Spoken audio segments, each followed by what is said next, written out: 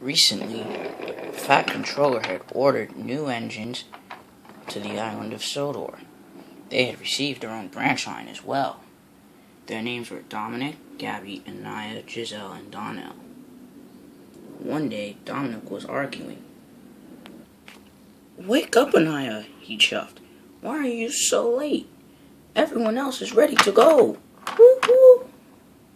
Anya was cross. She was thinking of how to get back at Dominick as he chuffed off to collect his coaches. Meanwhile, at the station, Duck was shunting Dominick's coaches.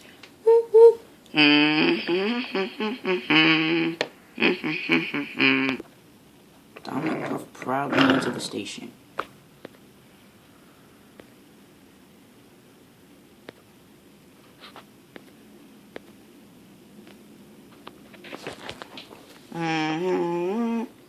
His two coaches' names were Haley and Hera.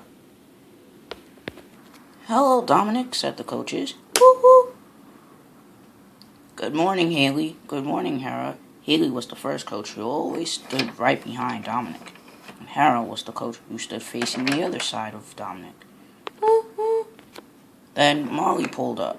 "Woo-hoo-hoo. Dominick, Anya's coming. She told me that you two were arguing at the sheds. She says she's going to get you back." "Ah!" Anya grouched out of the shed, ready to come back at Dominick for his tricks. Anya arrived at the station. "Dominick," she puffed. "What do you want?" said Dominick. "I have a Branchline to run." "As do I," said Anya. "Huh, you think you're all brave just because you rescued Emily that time, don't you?" wheezed Dominick. "I am useful, whether or not I rescue an engine or a person. You've just come to help out." "Even though I've only come to help out, that still makes me really resourceful," puffed Dominick. Resourceful. Learning new words, are we? I always knew resourceful. And Dominick chuffed crossly away.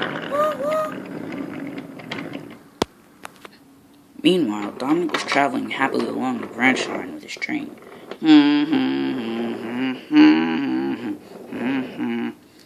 He grumbled about Anya the whole way round. Dominick stopped on a hill. "Why have we stopped here?" said Haley. "We must keep the train going," said Hera, "or the passengers will get crossed and so will Sir Topham Hatt." "Well, I'm thinking of a plan," said Dominick. "What plan?" said Hera. "To get back at Anya," wheezed Dominick. Dominick steamed away to the final station on the Branchline. There he saw it. "The rail rings," he puffed. "Anya hates those. If I shunt these on her line, she'll crash." Dominick was coupled up to the rail rings and sped along. "I'm blocking her track," he puffed. "Woohoo! What a life, what a life," he puffed. Dominick put the rail ring cars on the line, and he steamed away. While the rail rings were on the tracks, unbeknownst to Anya, she was puffing away from the station and heading home with the coaches and trucks. She biffed the rail rings. They flew everywhere. "Ugh," she huffed. "Dominick!" A few moments later, Dominick came to clear the tracks. "That silly engine," she wheezed, and went to the washdown. That evening, Anya was still complaining about Dominick. "He is so unreliable. How can Sir Topham Hatt even let him on the railway?" "Because," said Dominick, "I am really useful and resourceful." And he slumped into his berth. "If either of you were either of those things," said Donelle, "none of you would be in this silly heap of trouble." "That's right," said Giselle. "This is his fault," said Anya. "He's being annoying." "I'm annoying," said Dominick. "You keep telling me what to do all the time." "True," said Gabby. "We're not friends anymore," said Dominick. "Good night." and he rolled into his berth as the door closed. "Me neither," said Anya, and she shoved away. "We'd better fix this," decided Donelle. "Fast," added Gabby. "But what would we do?" said Giselle. "I've got a plan," said Donelle. She always had plans. She was very wise. Next morning, Anya woke up bright and early. She was getting ready for her first passenger train and shuffled off with pride. "Are you ready yet?" said Gabby. "Just a moment," said Giselle. "Then I'll go and see Sir Topham Hatt." A few moments later, Giselle was ready. She puffed off to find Sir Topham Hatt.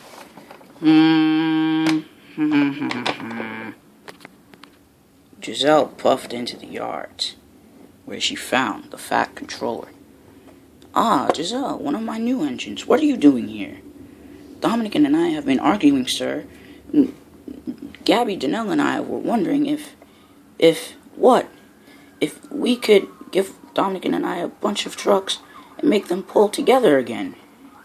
"That's a great idea, Giselle. I'll put it into consideration." And Giselle puffed away.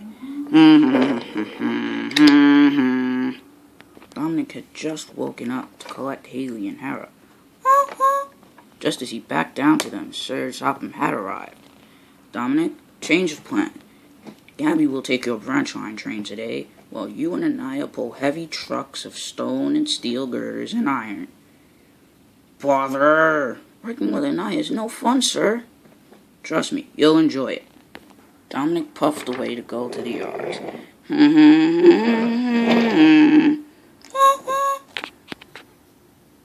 Dominick puffed along the rails. He was very upset. When he got to the yards, Anya was there. "What are you doing here?" she puffed crossly. I'm taking a train, obviously," he grouched. He was coupled up. "Pull," said Anya. "I'm pulling," said Dominick. "Pull! You're not pulling," she wheezed. "Pull, pull, pull, pull." At last, Dominick gave up and lost patience. "You know what? Do it yourself. I'm not working with you." And he was uncoupled and chuffed off. That Dominick, and she puffed crossly up. The trucks held her back. Hold back, they wheezed. And Anya gave up. Dominick saw how hard his cousin tried, and felt bad, and puffed back down the hill. "I'm sorry, Dominick," said Anya. "We ought to pull together," said Dominick. "Then let's do it." And they pulled up, and they pulled the trucks up the hill.